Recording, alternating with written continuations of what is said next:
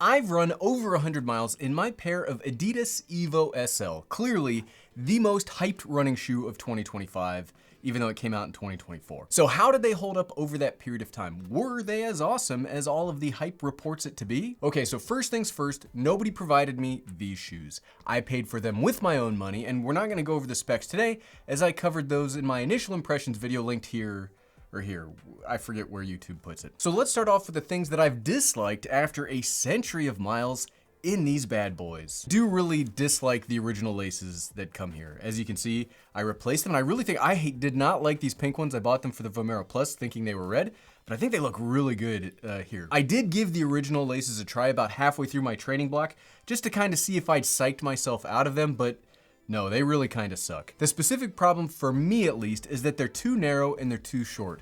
So trying to get a good upper grip is really difficult to manage, especially for my wider volume feet. So while I'm gonna say how much I like the price later in the video, I don't like that I had to add $15 for laces to the bottom line of that. The next thing I haven't liked so much isn't the durability per se, but it's like the appearance durability. Is that a thing?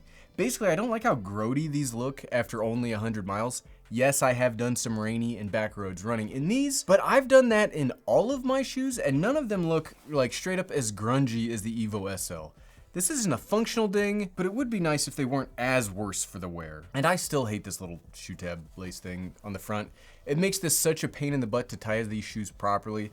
If this were fabric or something, it wouldn't be such a problem, but it's so stiff and it's so thin, I don't know. It just makes lacing these up kind of a pain in the butt from time to time. Okay, so those are three pretty nitpicky or easily fixable issues. Don't let those distract you from the big takeaway. I still love these shoes. I've had a 3-shoe rotation getting me to my marathon a couple of weeks ago. It was a long run shoe, a fast run, and then race shoe. And these honestly could fill just about any one of those roles for me. The first thing I've liked is the fit. Now, I'm slowly learning that I need to wear about half size down compared to what I'm used to as I get more mileage, more volume in marathon shoes, and that gets me the best fit possible. But I'm actually a half size up here in a 10.5, and once I replace these laces, it is very easy for me to get a good lockdown that keeps the shoe in place without too much fiddling, minus the little tab thing here in the front. The next positive is this big brick of Light Strike Pro foam at the bottom. While no, it doesn't have multiple layers or like a plate or any other fancy things that fast shoes have these days, this big chunk of this foam really has just the right amount of spring to make these a joy to pick up the pace in, but it's also compliant enough that if you're running longer, my feet haven't really hurt that bad. Now, I wouldn't call these an overly soft or a mushy shoe, but it's soft enough and bouncy enough that, dang, you just want to keep turning the stride over and over when you're wearing these. Which moves into the next positive that combines those last 2 points.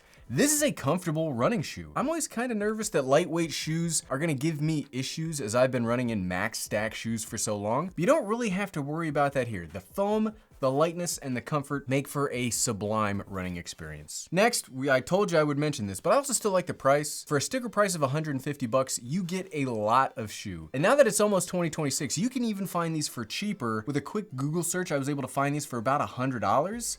That's just $100 for these would be a wild price to pay. And I don't think that's something that gets mentioned enough. Waiting a few months for shoes can score you some legitimate deals. It's pretty wild how fast these things depreciate, faster than most luxury cars. So just wait a little bit and then boom, you can get some real good deals. I guess I'd have to say the thing that I ultimately liked most about this shoe was that I found it reliable and I looked for reasons to keep wearing these. And I did that to my own detriment, as I would want to wear these instead of other shoes that I needed to run in to make these videos. I just know that if I put this shoe on, I can do whatever pace, whatever distance, whatever a particular workout demands, and I further know that I'm gonna have a good time during that workout.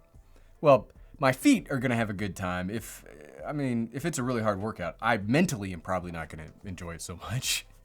So after 100 miles, did I enjoy my time with the Adidas Evo SL? Yes, absolutely. Would I consider it to be the end-all be-all that most internet conversations claim?